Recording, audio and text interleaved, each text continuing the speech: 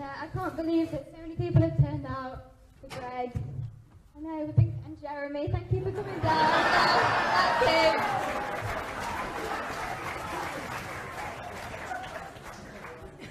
We've worked so hard and campaigned so hard in Broxton, haven't we? And I really hope that we've been able to make a huge difference both locally and nationally. So I'll pass you on to Greg. And before I do, I just want to say that if you're going to tweet about it on social media and stuff like that, use the hashtag #ForBroxto from Broxto, or the other way around. From Broxto for Broxto, that's it. All right, well, let's welcome Greg, my dad.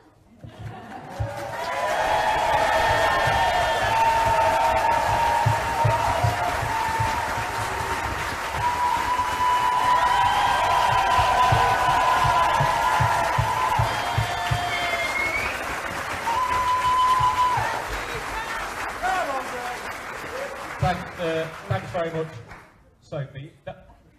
I don't know if you can remember, about a year ago, Sophie did a speech with Jeremy when Jeremy was down in Nottingham at the Forest Recreation Ground. And I can say that still, Sophie has spoken more times with Jeremy on a platform than me.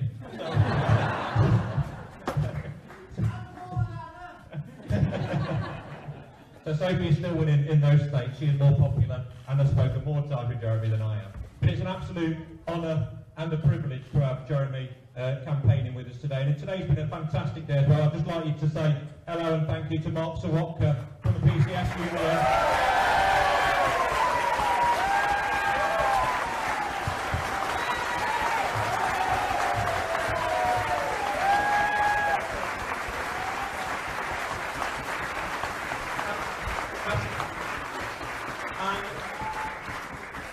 See Anne-Marie earlier, but she is somewhere. Anne-Marie from Unite Union, Regional Secretary of the East Midlands. Anne-Marie? Where Anne-Marie's in the room as well. It's just fantastic that we can have a strong trade unionist campaign in defence of the public sector. And as I said this morning, I've stood by Anne-Marie and the Community Unite branches who are defending against cuts to the health service. And I've stood by campaigns that Mark has led on behalf of the trade union movement in defence of pensions and public sector pensions. It's just without those campaigns, the public sector would be in a far worse state than it is today. But the importance of Sophie speaking was because about a year ago, if you remember, we had 3,000 people on Forest Recreation Ground. And at the time, people were telling us that no way with Jeremy Corbyn can we motivate people. No way with him as your leader can you come up with a policy manifesto which defends the NHS, which gets public support, which defends our education services. And we were told we were wrong. We were told that we were wrong at the time, and no way could we enthuse people by the positive agenda that we're putting before people. And the choice that we are facing now in this election on June the 8th is the biggest choice we'll have for a generation. And we were told we were wrong, but we've not been wrong, have we? We haven't been wrong. Because the polls have narrowed, and Theresa May has U-turned, and Anna Soubry is nowhere to be seen on the streets of Broxton. She's afraid of meeting people.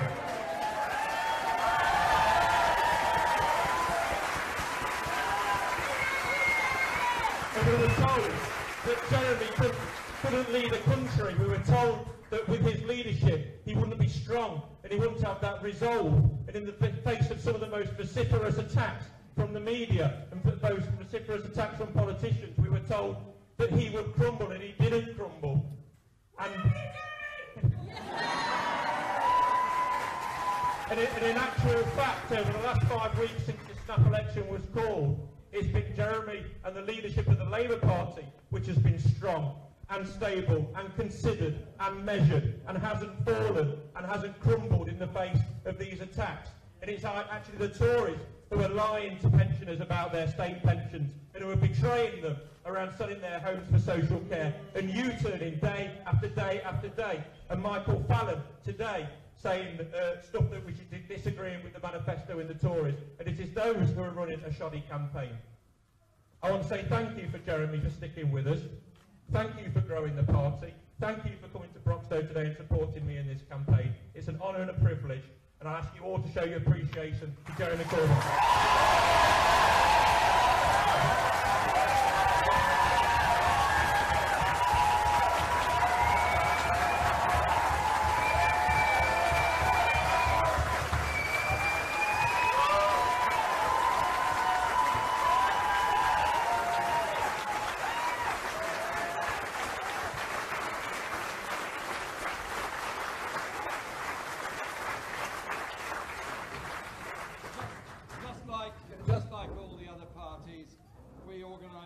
without a microphone.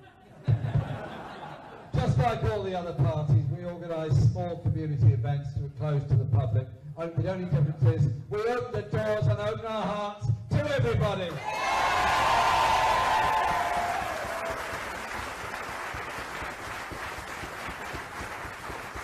Can I say thank you to all of you for coming along today on a really hot afternoon when you'd rather be outside bathing in the sun, but instead you're getting the warmth in the room, all right?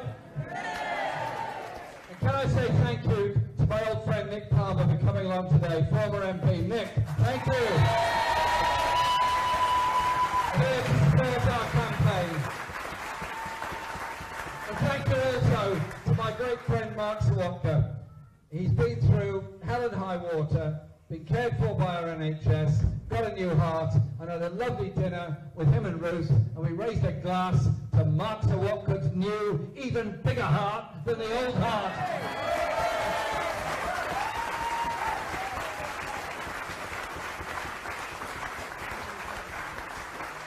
And we have 5 days to go until this election takes place. And when the Conservatives decided, after apparently an epiphany moment while walking near Dolgastly in North Wales, I mean, I've cycled around Dolgastly, I've had lots of epiphany moments while I've been cycling around Dolgastly, but never to call an election. It's a strange thing to do. I tend to admire the beauty of the hills more than anything else, as I'm sure Mark would agree. Anyway, an election was called, and all the intelligentsia and all the smart commentators said, well, that's how it's going to be. Well, changed a bit, hasn't it? Changed just a bit. And I'm pleased to say that 2 things have happened in the last few days. One is that our party membership is now somewhere around the 600,000 mark. And growing all the time. And secondly, we had our best ever day in fundraising a couple of days ago. And people were very generous, and they gave what they could afford to fund our campaign. Now, I don't personally know any billionaires. I don't have any phone numbers of any billionaires. I don't think any billionaires have got my phone number, so there's not an awful lot of contact. And so our campaign is funded by people who want to help. And you know what the average size of the donation was? £19. I tell you what, I'm very proud of that, and we're going to use some of that money to buy a new microphone.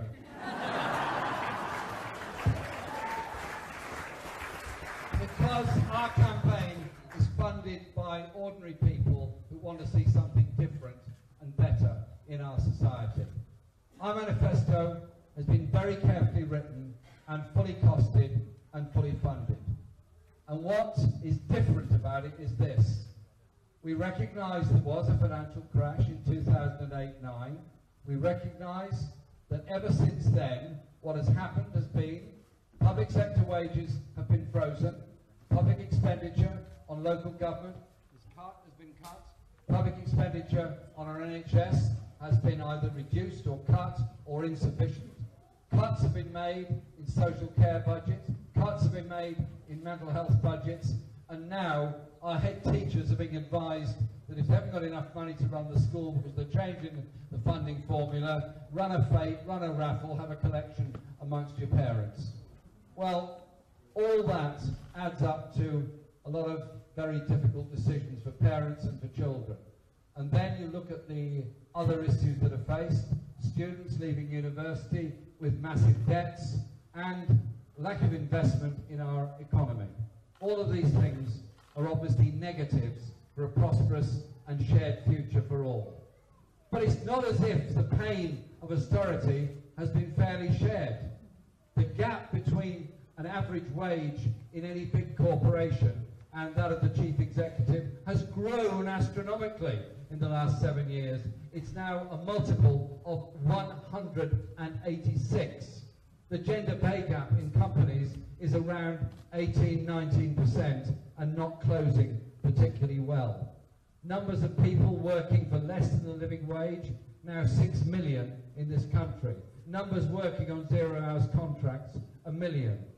Other extremes, numbers of people begging and sleeping rough on our streets growing all the time. Numbers of people on housing waiting lists, massive. Numbers of children, adult children who can't leave the parental home, growing all the time. And all the while, the gap between the richest and the poorest growing and growing. This government says to me, Mr. Corbyn, you've got a magic money tree. Well, I don't. I'm not sure what a magic money tree is, but I think I know one when I see one. And I'll tell you what it is. That magic money tree, when Tory Chancellor after Tory Chancellor gives tax giveaways to the top 5% all the time.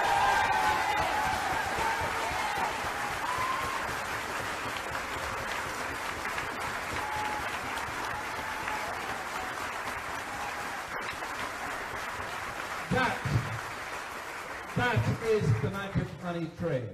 And so, our programme, our manifesto, says we'll do things differently.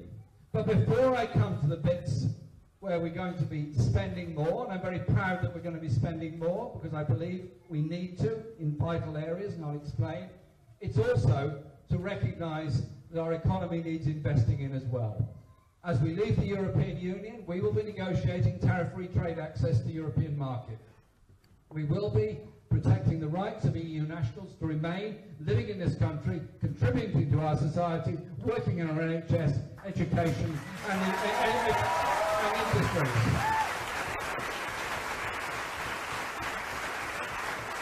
And we will be defending all those particular rights we gained through membership of the European Union, maternity leave, paternity leave, and a number of other things, particularly environmental regulation and issues like that. We're not threatening Europe with a bargain basement tax haven on the shores of Europe. We're saying we want a sensible trading relationship with you to protect jobs here, protect the supply chains in those manufacturing industries, and give good quality employment to everybody.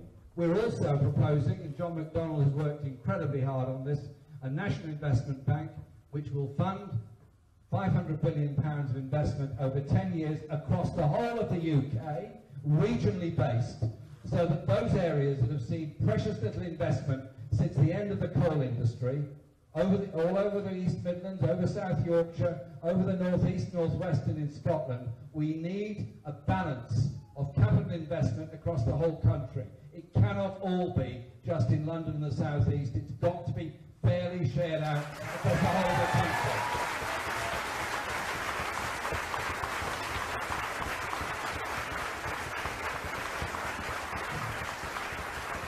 And that process will also, of course, be prepared to invest in good quality, high-tech industries of science-based and energy industries that are based on green technology, all those sort of things that can be the growth of our economy. Yesterday I met a number of people that had developed biotech industries on the basis of work they'd done in York University. The same happens in others. All of them told me their problem was with a banking system that was obsessed with property and unobsessed with wealth creation and job creation within our society. A National Investment Bank will change those priorities. And so we'll be working on that. But it's also about fairness and justice and equality at work. Who actually creates the wealth in our society? It's the absolute, thank you very much, all of you. Very well said. What an intelligent group you have here standing behind me. They spotted it straight away, that those that work in industry create the wealth that industry creates. It's called workers. We're for workers, we're in favour of them. And there's also the issues of what happens in the future. When a company goes bust, goes into receivership, and sadly this sometimes happens, John has worked out an idea that a group of workers should be given the opportunity to take it over as a cooperative if it's viable and they can put it forward. We want to empower people, not disempower people. Use the skills of everybody, not ignore and deny the skills of everybody. That is how you get a more prosperous, more collective, more cohesive society. And our economic strategy fully funded, fully costed, will actually transform the economy of this country into something that works for all. Because I'm fed up with the idea that so many young people can't achieve what they want. So many can't develop their lives in the way that they want. That sense of frustration, that denial of the creativity in all of us. And then look at the areas that I want to mention to you briefly. In education, what happens to a child in their very early years is absolutely crucial to what happens in the rest of their life. Those early years, but long before they go to school. And I believe, and Angela Rayner fully supports this, and indeed she proposed it, was that we find the money, and we have, to fund 30 hours per week, free childcare for all children from the ages of 2 to 4, so they can learn to play and grow together, learn that very important social interaction.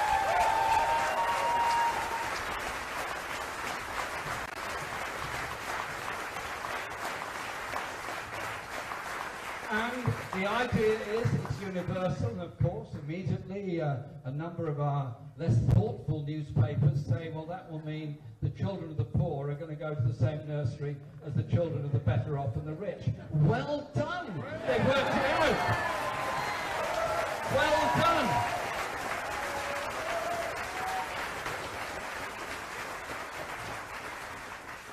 It's called universal. Like when you go to the hospital with the NHS, you're not asked your bank balance or your credit card, you're asked how you feel and what help you need. Surely that should be our approach to society. And for our primary schools, I've made the point about changing this funding formula so that our children don't go through the indignity of the school trying to raise money to pay the teachers or pay the teaching assistants or pay anybody else that's necessary to work in the school. Instead, we'll ensure those schools are properly funded. But, you know, our teachers do a great job. They're put under amazing levels of pressure. They're put under amazing levels of stress. And too many young, newly qualified teachers cannot take it anymore and leave the profession. What a disgrace, what a waste, what a shame. I'm not blaming the teachers. I'm blaming a system that puts so much pressure on them that they simply cannot cope anymore. And I thank teachers for what they do. And I thank them for the way they dip into their own wallets or their own handbags and help children out who are clearly hungry. And so we've said, and we mean it, and we're going to do it, that under a Labour government, every child in every primary school will get a free school lunch every day, eaten together. That's a message to all of them.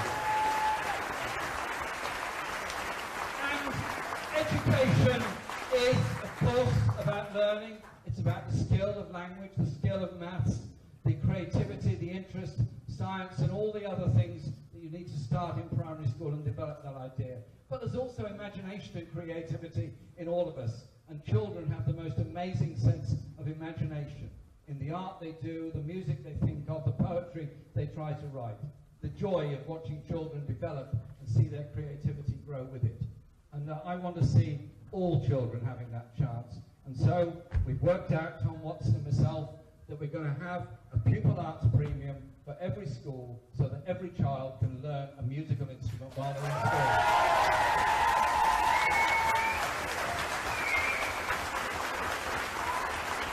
So that creativity is unlocked in those children.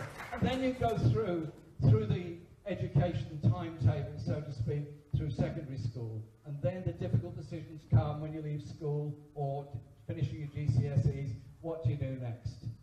I want to bring back the education maintenance allowance so children are not prevented from going on to do A-levels, B-Techs, or whatever else they want to do.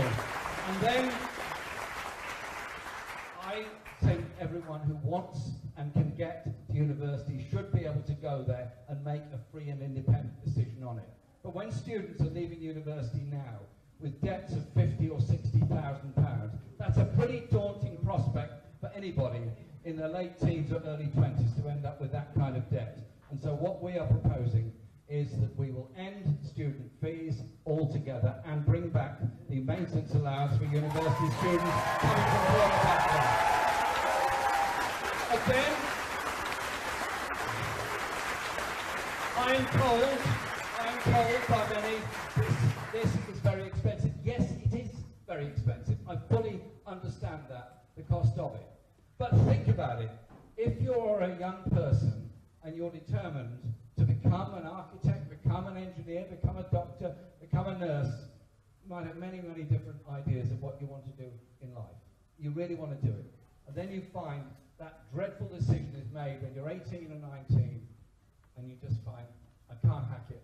I can't rack up those kind of debts. I can't face that. And you don't go. They go and do something else. They're frustrated in their lives. One person has lost that individual who hoped to do something different in their lives. The other people have lost, all of us. Every one of us has lost. We've lost that doctor, we've lost that nurse, we've lost that engineer. We've lost that person who can contribute to the collective and common good of all of our society. And so, I believe that it's the right policy that we've adopted because it unleashes the talent that is there in all of us, and it invests for all of our future in those students of today who will be the people that will work with all of us to achieve a better society tomorrow. I'm proud of our policy, and we're going to carry it out.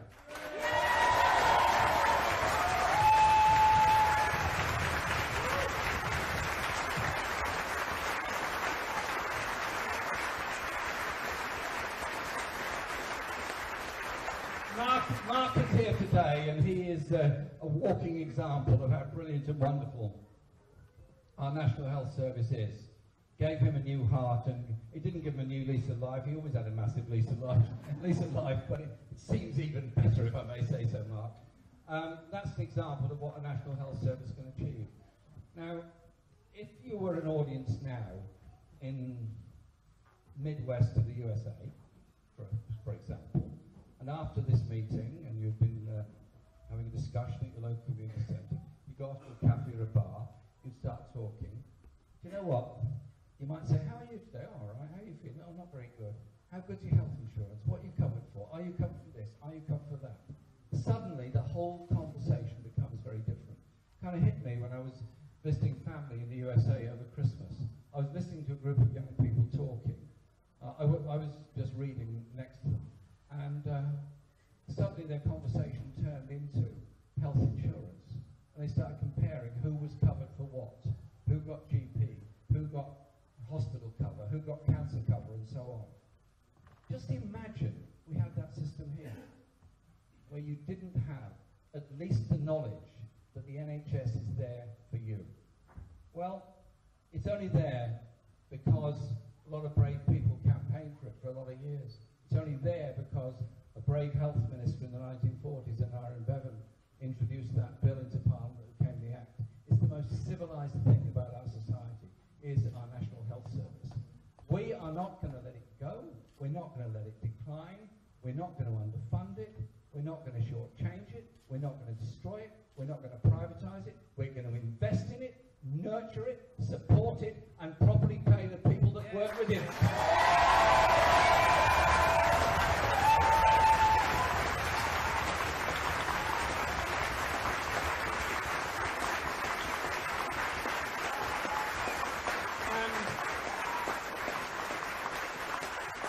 Recognise that there are areas of healthcare that do need to be attended to.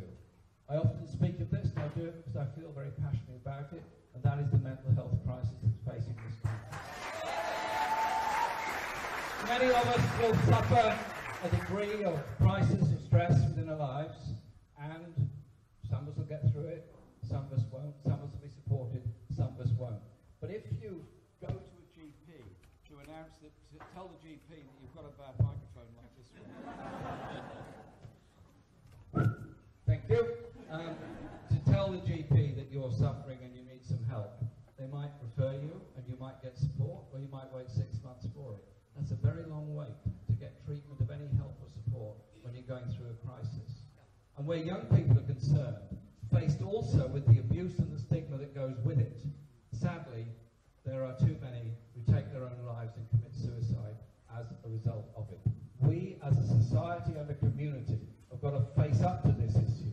Face up to this issue by ending the stigma, ending the discrimination, ending the career discrimination against those that have been through stress, and properly fund our mental health services. Not what the Tories have done, is taken 6,000 mental health nurses off the books. We'll put them back on.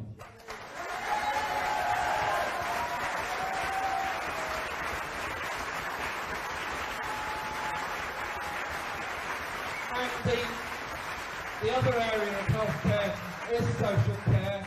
There's 1 million people, mainly elderly, often in quite dire need, who are either stuck waiting for help from somebody, or a smaller number of them unable to leave hospital because there is no place for them to go. We have more than 1 million waiting for support. We have an underfunding of our social care system. The Conservatives propose a policy which lasted, I think, 2.5 days till they realised it didn't add up. A bit like the school breakfast policy, which was breakfast for every child, providing it cost less than 7 pence. So it's about that much of Rice Krispies, I think. And they then, yes, thank you. What we're therefore proposing is that we have to properly fund the immediate crisis in social care by putting money into it and set up a national care service so that people do get the support they need. And we recognise that if you suffer from dementia, or your partner suffers from dementia, you deserve and need the help of all of us in the community in exactly the same way if you suffered cancer and had to go into hospital. You suffered cancer and had to go into hospital, you'd be treated free, absolutely correctly, as we believe they should be. It's not the same if you suffer from a debilitating condition like dementia, and I think we have to change that imbalance. Therefore, we'll be establishing a national social care service as well to work alongside the NHS in dealing with that crisis.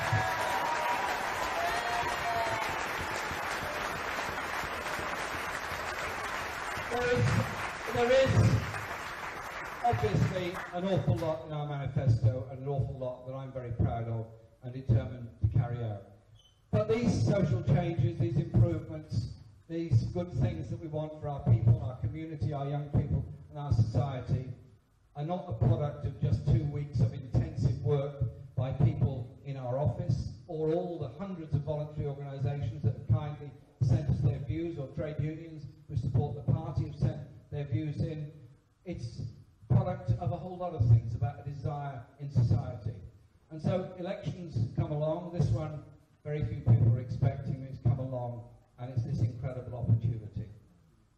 Next Thursday, are we going to go down the road of another 5 years of cuts in our NHS, cuts in local government, longer waiting lists and waiting times at hospitals, more and more children, more than 500,000 by the end of another Tory term, in oversized or supersized classes, therefore underachieving in school, more and more people on 0 hours contracts, underpaid in work, and a whole society which would then be dedicated to the idea that somehow or other inequality is a good thing, and that giving tax breaks to the very richest is a good thing, and sticking the money in the Cayman Islands is somehow or other clever, and being an employer like those at Sport Direct is somehow or other a good and clever thing to do? Or are we going to go in a different direction, where we learn from the past, those that have gone before us, that gave us the ideas of the collective good in society and the need to invest for the future? Are we going to go down the direction of saying the next generation is going to be worse off than this one because there's less money to support them from the public purse, and the one after that is going to be even poorer than them? Intergenerational cascading poverty at a very time when the world itself is becoming richer and technology is becoming more and more advanced? Or are we going to choose a different path, the path that we are suggesting in this election campaign, the path of the collective good, the path of investment in the future, the path of a growing and expanding economy that works for all? That is the offer we're putting forward. And there are bigger issues as well to face, even bigger than that: the future of our own planet. Donald Trump has decided to get off the bus and doesn't agree with the Paris climate change agreement. No, we don't boo people, they're all good somewhere. I'll talk to you later. And a government that suddenly seems unable to even send him a letter saying it's a bad thing that he's done.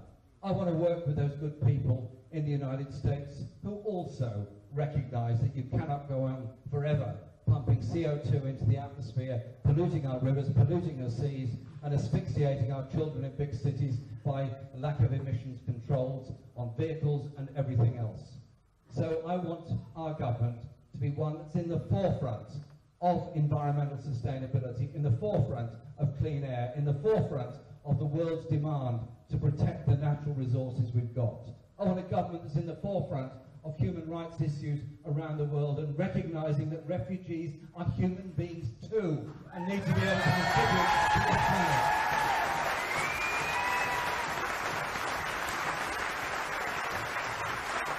And so,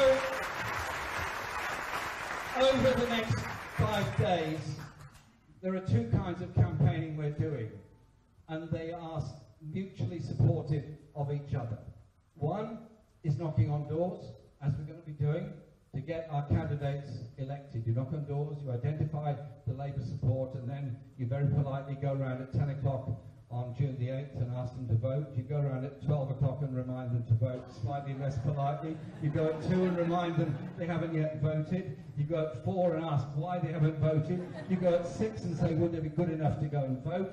You go at 8 and say, it really would be a big help if you went to vote. And you go down at 9:30 and say, for Christ's sake, get out of your house and get down to the polling station.